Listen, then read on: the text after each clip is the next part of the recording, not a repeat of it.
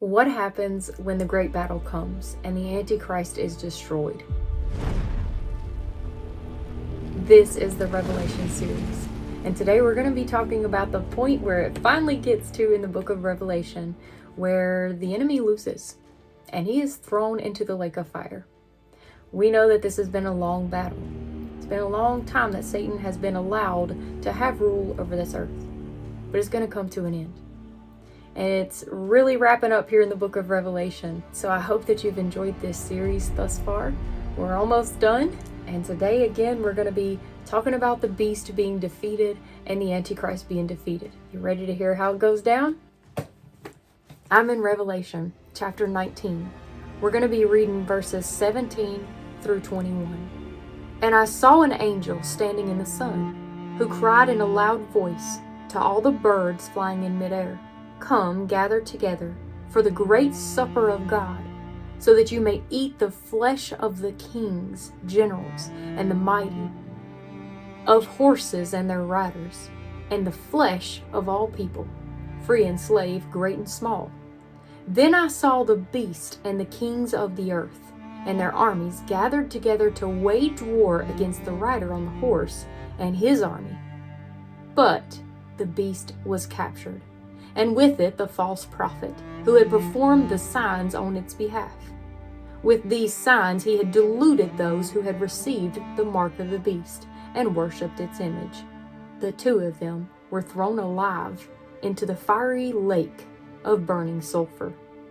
The rest were killed with the sword coming out of the mouth of the rider on the horse, and all the birds gorged themselves on their flesh.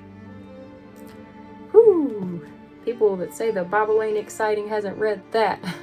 It's like a movie coming to life. And we know that this is prophecy. We know that this will be fulfilled. Now, I don't know if y'all have seen it, but people are speculating that the Antichrist is here. Now, we've also talked about this in the book of Revelation, that there will be several Antichrists. Anybody who's against God is an Antichrist. But this is talking about a specific one.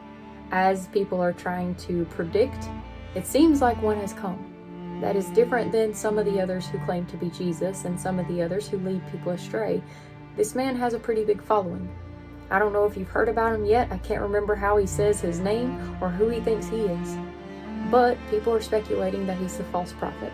He has made public declarations that Jesus Christ has sent him, and he's tried to show signs and wonders to deceive people. There's just a lot going on. If you look at the biblical times and the things that are happening around us, there is a lot going on now that wasn't going on before. The third temple, the red heifers, the Antichrist. There's a lot happening in our world that gets brushed under the rug. But if you have eyes to see and you were watching these things unfold, then you can tell the end of times is near. Nevertheless, there's going to be a victory. And it's going to be big and it's going to be great. Now, let's talk about the study part where it explains about the beast and the Antichrist being destroyed. The great supper of God is a grim contrast to the wedding supper of the Lamb. One is a celebration, the other a devastation. The battle lines have been drawn, and the great confrontation of the history of the world is about to begin. The beast, the Antichrist, and the false prophet have gathered the governments and armies of the earth under the Antichrist rule.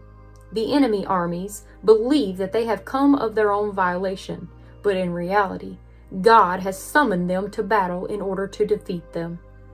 That they would even presume to fight against God shows how their pride and rebellion have perverted their thinking. There really is no fight. However, because the victory was won when Jesus died on the cross for sin and rose from the dead, thus the evil leaders are immediately captured and sent to their punishment, and the forces of evil are annihilated.